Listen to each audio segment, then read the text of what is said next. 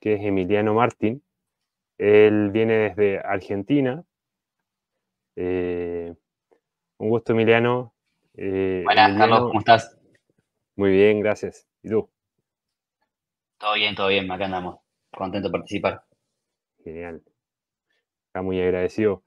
Bueno, les comento un poco quién es Emiliano. Él estudió Ingeniería de Sistemas en la Universidad Tecnológica Nacional Técnica Nacional de Argentina.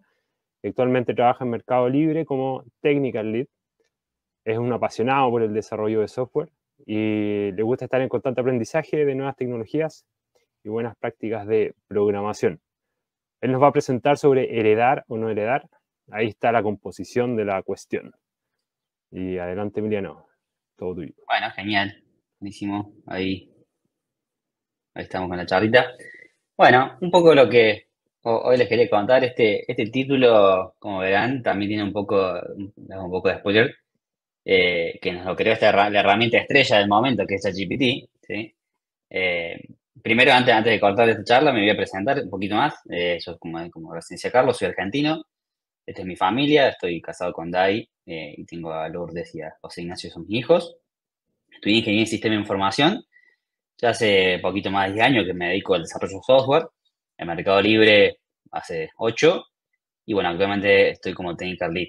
Me apasiona mucho el desarrollo de software en general y también me gusta mucho, bueno, Python y la web, sobre todo en JavaScript. Soy más, no tanto frontend, digamos, puro, pero me gusta explorar ahí y en mi tiempo libre también trabajar con JavaScript. Bien, esta charlita, quería contarle un poco más el contexto. Surge, se la compartí en mi equipo Mercado Libre, y venía motivado porque cuando estudiaba en la universidad teníamos una materia que se llamaba Diseño de Sistemas. En esa materia siempre había como, en los exámenes finales, como que habían preguntas, como que eran las preguntas comunes o las preguntas que más solían hacer. Y dentro de esas siempre resonaba una que decía, bueno, ¿por qué había que favorecer la composición frente a la herencia, ¿no? Hablando de programación orientada a objetos, ¿sí? Porque era siempre mejor tratar de promover más la composición que la herencia. Entonces, a mí en ese momento probablemente lo estudié, lo aprendí para aprender, como muchas veces pasa, que uno en la universidad aprende conceptos que a veces no los aplica en ese momento. Y cuando ya empecé a dedicarme al desarrollo, dije, che, esto tiene que tener sentido, ¿no? Porque aparte había mucha gente también que escribía sobre estas cosas. Así que bueno, la charla va a tratar un poco de ese aprendizaje mío. Vamos a ver algunos conceptos que son probablemente conocidos por todos y después a través de un ejemplo lo vamos a ir iterando y vamos a llegar a una solución, digamos, para ahí entender y sacar algunas conclusiones. Un disclaimer, digamos, mucho de la charla está sacado de este artículo de Brandon Roth, que escribió bastante detallado sobre esto y está bueno después si lo quieren repasar como complemento de la charla.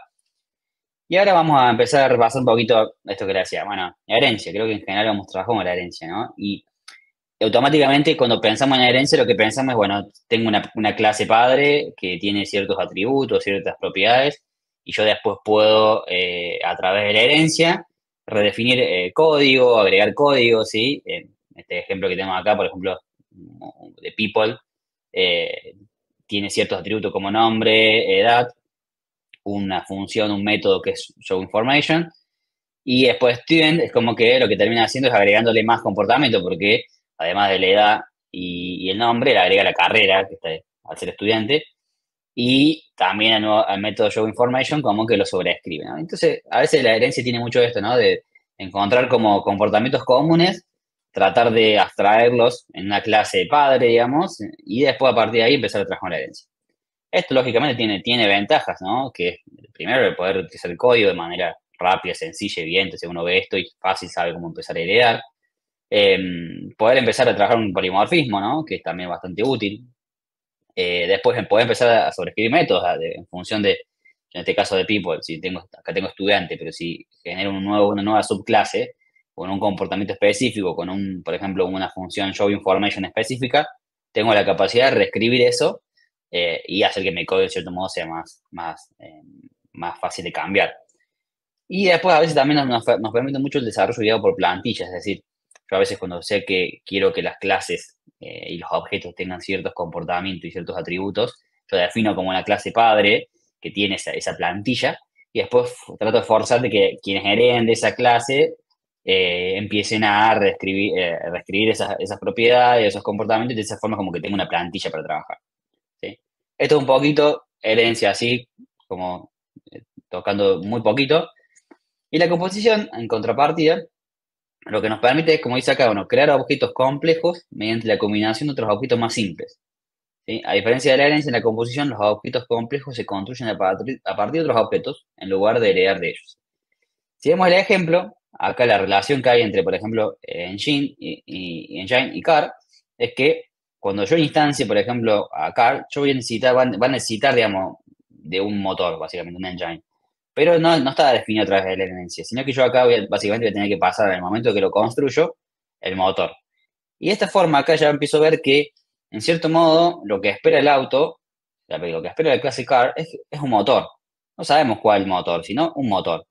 Y a partir de eso, también sabemos que ese motor tiene que tener un método start para poder arrancar. Entonces, de esta forma, acá se empieza a poder ver un poco de que, a diferencia de la herencia, acá en la composición yo como que puedo separar un poco más el código y si tengo otros tipos de engine, que cumplan con la interfaz que es de start, digamos, de arrancar, lo voy a poder ir componiendo en tiempo de ejecución.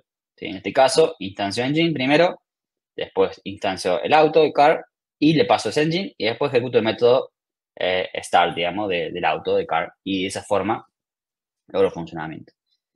Pero, ¿qué pasa? Esto tiene, en cierto modo, dependencia, ¿no? Cuando desarrollamos software, en general, siempre existe la dependencia.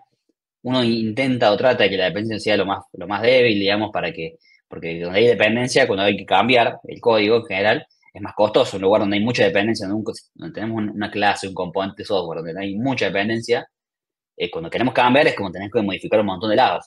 Entonces, esto es un cuadrito un poco que muestra cómo a las relaciones de dependencia entre dos clases, por ejemplo A y B, van siendo cada vez más fuertes a medida que yo voy implementando ciertas características, ¿no? En nuestro caso hacemos foco en la herencia y en la composición, pero está bueno por ahí repasar este tipo de conceptos que nos ayudan a tener un desarrollo por ahí de software más simple. Ahora, ¿cuál es el problema? Entonces, vimos un poquito qué era la herencia, que vimos un poquito qué era la composición. Bueno, ¿cuál es el problema entonces de la herencia en realidad? ¿Por qué es que en realidad tenemos que tratar de evitarla? Bueno, hay un problema puntual de la herencia que se llama la proliferación de clases, que imaginemos este ejemplo. ¿Sí? Imaginemos que nosotros tenemos que construir una clase logger, que es esta, en donde básicamente la funcionalidad de esta clase es escribir un mensaje en un destino, básicamente. En este caso, un archivo, ¿no? O sea, yo instancio la clase logger, le paso el archivo, paso un mensaje y lo que voy a lograr como resultado es que se termine generando un log en un archivo sucesivamente, típico como pueden haber trabajado en alguna aplicación donde empiezan a ver logs para encontrar un error. Bueno, este es un logger así simple, ¿no? Lo único que hace es eso. Pero imaginemos que ahora también nos llegan requerimientos o tenemos que agregarle funcionalidad para que, además de poder escribir en un archivo, como file, también podamos escribir en un socket, por ejemplo. ¿Sí? Y también podamos escribir en la salida de sistema, syslog. ¿Sí? Entonces, fíjense que lo que rápido pensamos acá, bueno, aplicamos herencia. Si yo ya tengo una clase logger que tiene un método log, bueno, ¿por qué no escribo una clase socket logger que herede del logger y que básicamente reimplemente el método log que tengo acá? Y en el método log, que en vez de llamar al file, lo que llame es al socket y escriba en el socket. Y lo mismo para syslog logger, ¿no? Yo quiero escribir ahora en la salida del sistema, entonces reimplemento el log y todo va bien. ¿Sí? Hasta acá parece que no hay problema porque, listo, solucioné como bastante prolijo, podría decirse. Pero acá imaginemos lo siguiente, ¿no? Que viene otro cambio de requerimiento, ¿no? Dice, bueno, hay nuevo requerimiento. Ahora, además, hay que poder filtrar los mensajes, ¿sí? Hasta acá podíamos escribir en un archivo, escribir en un socket, escribir en la salida del sistema, pero nos dicen, no, también queremos que se puedan filtrar los mensajes. Entonces decimos, chan, herencia de vuelta. Se me ocurre que la herencia nos puede ayudar. Entonces, ¿qué hacemos acá? A la clase logger, la definimos como estaba, ¿sí? Que lo que hace es escribir un archivo, pero creamos una nueva clase filter logger, ¿sí? Que hereda el logger. Y entonces, ¿qué hacemos en esa clase filter logger? Bueno, en el método log implementamos que antes de llamar al método log, lo que haga es filtrar el mensaje, ver si ese mensaje que me están pasando, este pattern, está dentro del mensaje. Si se cumple esa condición, entonces sí voy a llamar al método log. Entonces, de esta forma, como que vuelta, con herencia pude resolverlo, porque ahora no toqué mi clase logger, sino que creé una nueva clase, hice crear el logger, le hice como, digamos, como un wrapper, la envolví. Entonces ahora, cuando alguien ya me filtra el logger, tiene que pasar el patrón, el archivo, y yo en el método log me encargo de armar esa lógica. Pero ¿cuál es el problema de esto? Es que acá lo que resolvimos fue de que se puede escribir un archivo y que se pueda filtrar un mensaje, pero para el logger que escribe un archivo. ¿Qué pasa si ahora queremos también agregar un filtro en los loggers que escriben en syslog y en socketlog, que eran los otros dos? Bueno, ¿qué pasa? Que acá se desata la proliferación de clases y acá se desata un poco el crecimiento exponencial. Porque en el punto que estábamos repasando del ejercicio recién teníamos 4 clases. Teníamos logger, que escribía en un archivo, filter el logger, que heredaba el logger y hacía el filtro para ver que ese mensaje estuviera. Y después teníamos socket logger, y si queremos filtrar el socket logger, si queremos que la clase socket logger también admita el filtro, tendríamos que crear la clase filter el socket logger. ¿Sí? Entonces tenemos 4. Y si también queremos que syslog logger nos permita escribir y filtrar, de vuelta hay que crear la syslog logger y la filter del syslog logger. Entonces tenemos 3 por 2, 6 clases. Y esto va a crecer exponencialmente. Es decir, a medida que yo tenga que agregar me lleva un nuevo requerimiento donde yo tenga que agregar un nuevo destino al que escribir, ¿sí? O una nueva forma de filtrar, lo que va a pasar es que voy a tener que ir escalando de esta forma, ¿sí? Creando 2 clases. Y esto hace que sea exponencial y mantenible. Imagínense que cada vez que tengamos que estar agregando un nuevo origen, vamos a tener que estar creando 2 archivos más, 2 clases más. Entonces, esto es lo que la patrulla de los 4 se llama, que es el grupo de personas que crearon el libro Patrones de Diseño. Decían como la proliferación de clases, lo nombran de esta forma, y es de las primeras cosas que causa la herencia mal aplicada. Entonces, bueno, vamos a tratar de solucionar esto, vamos a tratar de iterar a ver cómo podemos hacer a través de composición. Lo primero que vamos a ver es que podemos aplicar el pattern adapter. ¿Sí? El pattern adapter lo que podemos hacer es lo siguiente. Bueno, tenemos nuestra clase logger, ¿sí? Que tiene el método log, no cambia nada. Tenemos nuestra clase filter el logger, ¿sí? También acá no cambió de último lo que vimos. Pero ¿qué pasa ahora con los nuevos requerimientos de syslog logger y de socket? Para escribir el socket y para escribir la salida de sistema. ¿Cómo lo resuelven? Bueno, acá lo que podemos hacer es aplicar un principio que en Python se conoce mucho como doctyping, que básicamente lo que dice es que si yo tengo 2 clases, ¿sí? Para Python, si yo tengo 2 clases que tienen la misma interfaz, por más que no hereden, no sé, por más que no exista una relación de herencia, para Python son lo mismo, ¿sí? Es decir, si tienen la misma interfaz, si yo tengo 2 clases que tienen la misma interfaz, así no tengan herencia, no tengan relación, cuando yo las ejecute, las puedo llamar como si estuviera aplicando herencia, ¿sí? ¿Y cómo lo puedo aplicar en este caso del adapter? Lo que yo puedo hacer acá es que para el caso de socket y para el caso de la salida de sistema, lo que puedo hacer es a través del doctyping, es como ajustar la interfaz de estas dos formas para que se ajuste a cómo lo maneja File. File básicamente es una librería, digamos, un módulo interno de Python que me expone 2 métodos, el método write y el método flush. Entonces, si yo ahora hago eso, digamos, adapto mis clases file, like, socket para que se llame un método write, pero ese método write en realidad lo que va a tener internamente es escribir en el socket, me estoy en cierto modo ajustando y estoy haciendo esa suerte de adaptador para que después yo básicamente cuando quiera usar una origen, cuando yo quiera escribir en un origen en un socket, lo que voy a tener que hacer simplemente es pasarle a instanciar al logger, le voy a poder pasar esta clase y va a funcionar todo bien. ¿Sí? ¿Por qué? Porque tiene la misma interfaz que file. ¿Sí? En este caso, write llama socket, y en este caso, file like syslog, lo que hace también es una implementación concreta de lo que tiene que hacer. ¿Sí? Entonces, de esta forma, listo, detuve la proliferación de clases. ¿Por qué? Y porque acá ya, bueno, cada vez que yo cada vez que tengo un nuevo origen, voy a crear una sola clase. ¿Sí? Entonces, bueno, el filtro está en un lado, está acá. Lo único que voy a tener que hacer es cuando instancie logger ir pasándole el file like socket que yo quiera, digamos, el file like que yo quiera, y así no se me va escalando exponencialmente como lo veíamos antes. Pero acá vemos un problema, que es que yo estoy en cierto modo, es medio sucio esto, porque yo estoy como tratando de ajustar el socket y el syslog, ajustando a una interfaz de algo que en realidad no tiene, porque por ejemplo un flush no existe en el file like socket, y en syslog tampoco existe un flush. Entonces, yo acá tendría que hacer esto de hacer como implementarlo vacío, sin ninguna funcionalidad, y en cierto modo no es una buena práctica. Entonces, ¿cómo podemos iterar un poquito más? con otro patrón, el patrón bridge, ¿sí? El patrón bridge lo que dice es, bueno, de vuelta, mantengamos la clase logger y la clase filter logger, pero acá lo que podemos hacer es que en el método log de logger vamos a definir el concepto de handler, ¿sí? Y el handler, básicamente, los handlers van a tener que ajustarse a cierta interfaz. ¿Cuál va a ser la interfaz de los handlers? Emit. Entonces, yo ahora lo que tengo que hacer es, perdón, crear cada uno de los handlers dependiendo de donde yo quiero escribir mi texto, mi salida del logger. Entonces, si yo quiero escribir en un archivo, voy a crear un file handler, ¿sí? Que va a tener un método emit, que va a recibir el mensaje y va a escribir, ¿sí? Va a ser el flush. Después voy a tener que en el caso de socket, voy a tener una emit también, pero este emit va a ser otra cosa. Y en el caso de syslog, lo mismo, ¿sí? Y de esta forma, yo lo que puedo hacer ahora es como ajustar a una nueva interfaz. Entonces, cada vez que yo quiera crear de vuelta un origen distinto, supongamos que yo quiero escribir, además ahora quiero ir a una API a escribir este texto, lo que va a pasar es que voy a crear un nuevo handler y mi clase logger va a estar preparada, porque siempre y cuando yo respete la interfaz de emit, esto va a funcionar. Ahora, perfecto, esto funciona. Vamos a ver un ejemplo acá.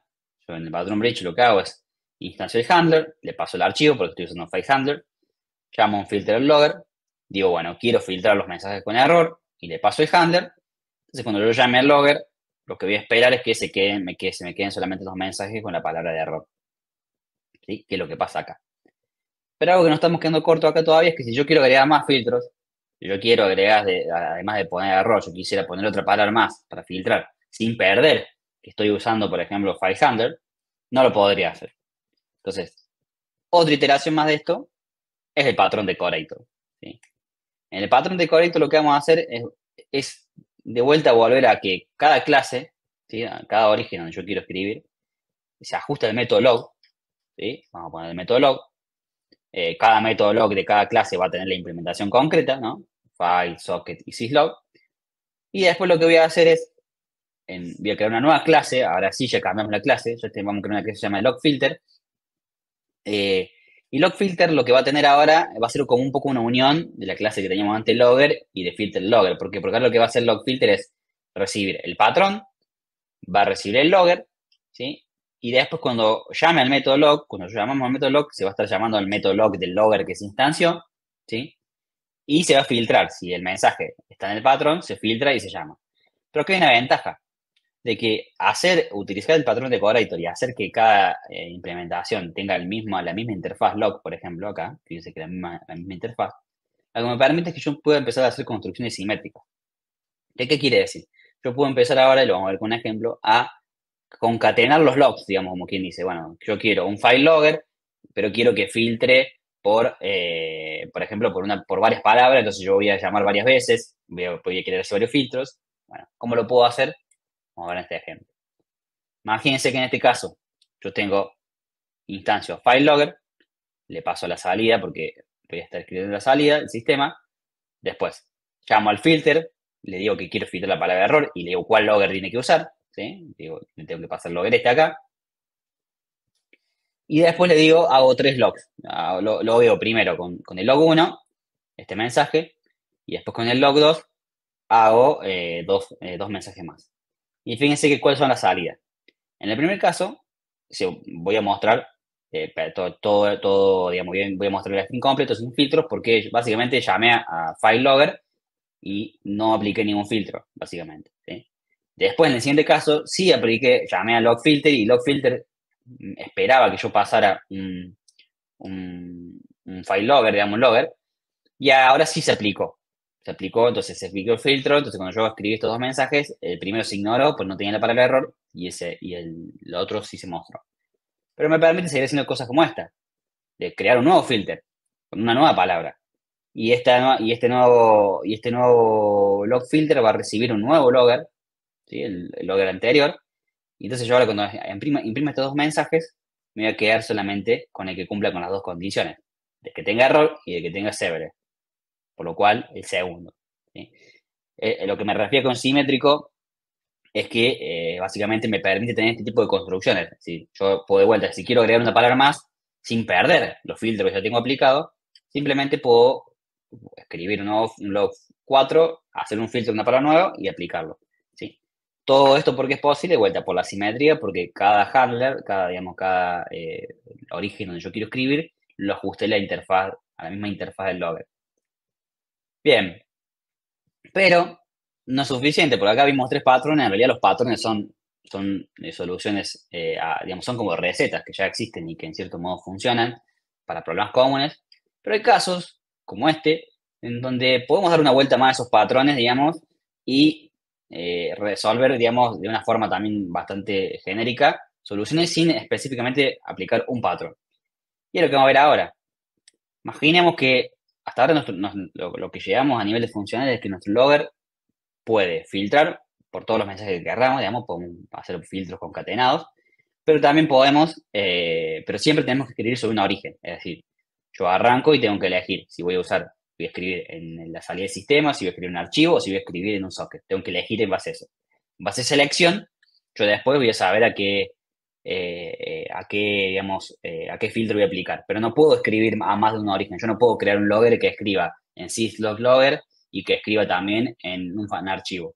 Entonces, la vuelta que le vamos a dar a la solución acá nos va a permitir eso. Ahora, la clase logger va a recibir filtros y manejadores, los filters y los handlers, y después vamos a tener una función, básicamente la función log lo que va a hacer es, en base a todos los filtros que pasamos, ver si el mensaje que me están pasando cumple con esos filtros, ¿sí? Y si cumple con esos filtros, yo lo que voy a hacer es emitir, básicamente, mandar que se escriba en todos los handlers diferentes que tenga, ¿sí? Entonces, de esta forma, yo lo que me va a permitir es que voy a atender al filtro, a los filters, ¿sí? Lo voy a tener separado, ¿sí? Porque al fin y al cabo, filtrar un mensaje no es algo que esté en el dominio de un logger. Filtrar un mensaje uno lo puede filtrar un texto, digamos, encontrar un patrón de un texto es algo que uno lo puede aplicar en parte del proyecto.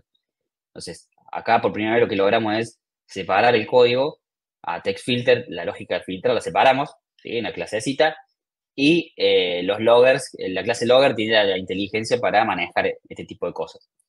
Entonces, file handler, socket handler, syslog handler, ahora lo único que hacen es cuando se lo llame, se le pasa el mensaje y ellos van a tener que básicamente escribir el mensaje donde hay que escribirlo. Y mi función log va a filtrar en función de cuántos filtros yo defina. ¿Sí? ¿Cómo es esto en la práctica? De esta forma. Yo voy a definir un text filter y voy a definir un handler. Y al logger le voy a pasar esas dos. Va a recibir listados. En este caso estamos pasando un filtro y un handler, pero podríamos pasar muchos filtros, muchos handlers. Y ahora nuestro código, de cierto modo, va a ser lo suficientemente flexible para, independientemente de cuántos filtros sean o cuántos orígenes distintos haya que escribir, bueno, va a ser muy sencillo modificar porque lo único que vamos a tener que hacer es crear estas clases handlers. ¿Sí? Si yo quiero escalar y crecer mi programa y crear nuevos handlers, digamos, nuevos orígenes, voy a crear estas clasecitas. Y si quiero filtrar por nuevos textos, voy a usar simplemente TextFilter. Y TextFilter me puede servir en otra parte del código para hacer alguna otra lógica que yo necesite, porque al fin y al cabo lo único que necesitas es un texto y un patrón. Bien. Comparando, en general, no sé, ¿cuál es la ventaja o cuándo es mejor, digamos, cada cosa? ¿Qué punto negativo tiene, digamos? En general, cuando hacemos un diseño basado en la herencia, ¿sí? Digamos, estamos iniciando el desarrollo, arranco de desarrollar un proyecto y tengo que pensar el código, pensar en herencia es mucho más fácil, es como, listo, sí, me sale, mira, acá estoy viendo que esta clase tiene este comportamiento común, listo, lo pongo acá, lo más fácil. En cambio, el diseño basado en composición es más lento porque requiere esto, ¿no? Empezar a pensar un poco más cómo voy a componer los objetos para que me permitan después tener estas ventajas que yo mostraba recién, el tener que mi código sea escribir una clasecita nueva para un origen de datos distinto. Entonces, en general, en el inicio de desarrollo va a ser más rápida la herencia. El diseño de software, fíjense que a contrapartida acá va a ser fácil, pero pobre, dice, esto obviamente que es cuestionable, pero en líneas generales, ¿por qué es pobre? Porque yo generalmente cuando pensé la solución, fui por la más rápida y a veces pensarlo de esa forma no me lleva a un diseño que sea un poco más pensado a futuro, más extensible y que es lo que pasa en contrapartida con el diseño basado en composición, suele ser más complejo. Efectos, digamos, de lado. En general, la herencia es como pueden aparecer muchos efectos secundarios, digamos, porque lo que suele pasar es que cuando yo empiezo a hacer herencia y me empiezo a encontrar con que hay cosas que la clase padre no hace y yo las tengo que hacer, pero la otra, las clases hermanas sí lo hacen, entonces empiezo como a generar como huecos en mi código donde después yo espero que como todas las clases heredan de la clase padre se comporten de una forma y me pasa que no es así, ¿sí? Entonces, es como que el código a veces, cuando la herencia crece mucho, se empieza como a perder, digamos, y empiezan a aparecer muchos problemas, digamos, que son difíciles de encontrar. En el caso de diseño basado en composición, es más fácil de encontrar porque fíjense que en nuestro ejemplo siempre teníamos las clases handler, que bueno, yo tengo un programa en un handler y voy a ese handler, y había las clases como que tenían las que eran las manejadoras, que en las que por ahí tenían más complejidad. Adaptable a cambios es como esto raro, ¿no? Porque cuando empezamos a generar muchos niveles de herencia, se vuelve más complejo adaptar ese código. En el caso de la diseño basado en composición, no, es más fácil de cambiar, como veíamos en los ejemplos. Y después de mucho tiempo de desarrollo, después de un año, dice acá, suele pasar que el diseño basado en herencia pasa esto, ¿no? Que yo vengo, interpreto la herencia a mi forma, la aplico. Viene otra persona, lee ese código, le interpreto de otra forma y aplica otra forma. Entonces empieza como a generar como cada uno pone su impronta en la herencia y generamos como un código donde tenemos capaz que 3, 4 niveles de herencia y en realidad las implementaciones están en los padres. Entonces empiezas como, por experiencia, se empieza a generar como código bastante feo. Y cuando en el caso de la composición, los desarrolladores que han pasado por el proyecto, en general está mucho más claro cómo hacer crecer un código que tiene composición que un código que tiene herencia. El testing suele ser más difícil en testear en diseño basado en herencia porque como tenemos comportamientos que están en las clases padres, tenemos que empezar como en cierto modo, o a moquear esos comportamientos o nos empiezan a como a romper los tests porque capaz que yo quiero testear mi función de mi clase, mi subclase, pero esa subclase en realidad llama a otra clase de la clase padre que sí hace otros comportamientos. Entonces, en general es más complejo. Y en el caso de diseño basado en composición, si vemos cómo tuviéramos que testear lo que veíamos recién, los ejemplos, son bastante fáciles porque son todas clasecitas separadas que son mucho más fáciles de testear. Fácil de extender, esto es como una paradoja porque en cierto modo la herencia se creó para poder hacer desarrollo extensible. Sin embargo, como les cuento, hay muchos contextos en los que generalmente no nos ayuda mucho. Pero yo en esto digo, la herencia, en mi experiencia, los casos donde más la he visto fácil de aplicar es cuando tengo en general configuraciones. Si yo tengo para usar la herencia, tengo que asegurarme de que el código no va a cambiar. Y eso es difícil, porque el código cambia, hay nuevos requerimientos. Ahora, si yo estoy desarrollando una parte, no sé, las configuraciones, ¿vieron cuando tienen configuraciones de proyectos donde dicen, bueno, cuando me conecto a producción, me voy a la base de producción. Cuando me conecto en test, voy a la base de test.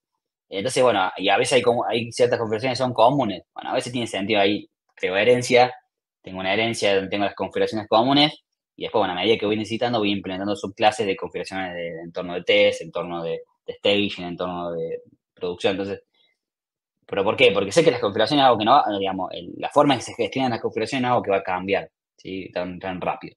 Sí, ahora yo estoy pensando en lógica de negocio, ¿no? En componentes de la vida real, ¿no? En personas, en people, estudiantes. Ahí es donde la cosa empieza a complicarse porque no estamos seguros que eso siempre se mantenga así en el dominio del problema. Bien, para concluir, priorizar siempre la composición frente a la herencia siempre que podamos, por lo que les decía recién, ¿no? Esto, no podemos nunca asegurar que nuestro código no va a cambiar, ¿sí? Entonces, siempre que podamos y tengamos el tiempo, tratemos de pensar un poco, es una cuestión de práctica, a veces pensar en composición. Los patrones, fíjense que mucho cuando uno aplica patrones de diseño, los aplican a los conceptos porque son buenas prácticas. Entonces, siempre tratar de esa oportunidad. Ahora, si están haciendo un proyecto rápido para ustedes, para una prueba de concepto, para algo rápido y ponerse a pensar tanto en composición, quizás no tiene sentido. Bueno, hacemos herencia porque es lo que más rápido nos salió.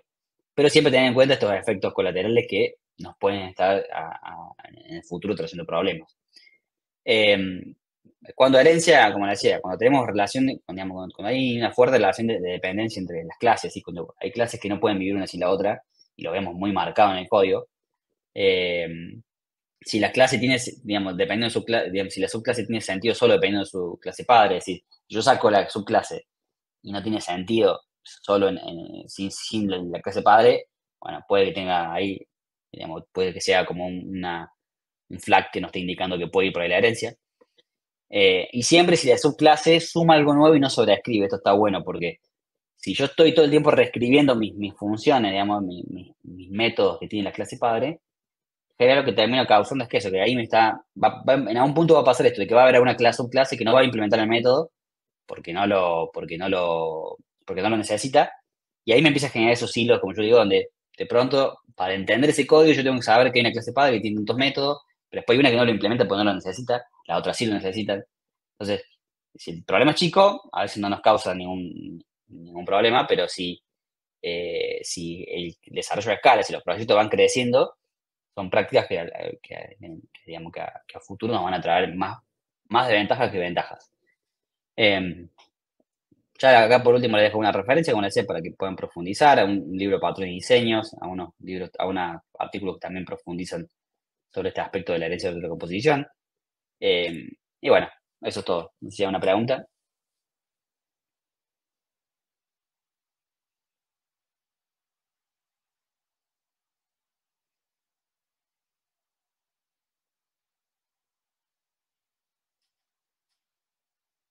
No te estoy escuchando, Carlos, perdón.